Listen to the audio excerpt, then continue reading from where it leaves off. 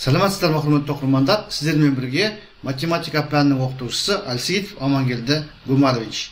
Кезекті сабақта математикадан ұлттық бірыңғай тестілеуде кездесетін, сонымен қатар мұғалімдердің квалификациялық тест емтихандарында кездесетін планиметрияның бір есебін талдайтын боламыз. Осы есеп және осы түрдегі есептер ұбт мен квалтестте өте жиі кездеседі.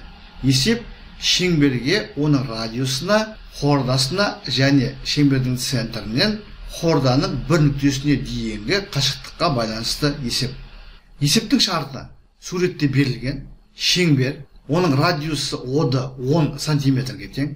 С нүктесі шеңбердің АБ хордасын АС және СБ бөліктеріне бөледі. АС кесіндісінің ұзындығы есеп шартына сай 8 сантиметр, БС кесіндісінің ұзындығы 4 сантиметр, ОС кесіндісінің ұзындығын табу керек. Яғни шеңбердің центрінен хорданың бойындағы С нүктесіне дейінгі қашықтықты табу керек. Шеңбердің радиусын үлкен R әрпімен белгілейік. ОС кесіндісінің ұзындығын кіші D әрпімен белгілейік.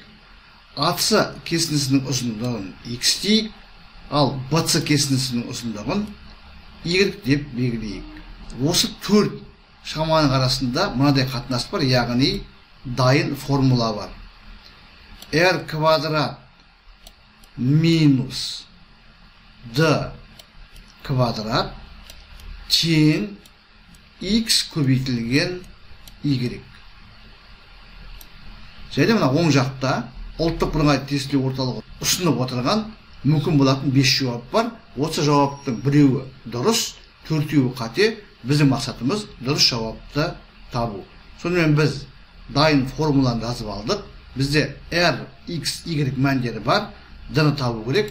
Олай болса, бұл теңдеуден D квадрат тең болады R квадрат минус X көбейтілген Y. Осы өрнекте R, X және Y-тің мәндерін қоямыз.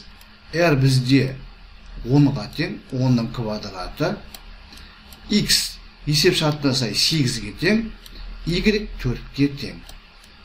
Бұда қараңыздар, 10-ның квадраты 100, 8 мен 4-дің көбейтіндісі 32, 100 минус 32 бізде 68 шығады. Сонымен D квадрат 68-ге тең, олай болса D тең болады.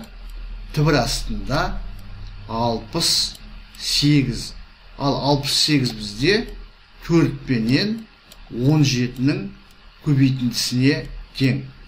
Квадраттық түбірден 4-тен 2 шығады, яғни 2 көбейтілген түбір астында 17 болады.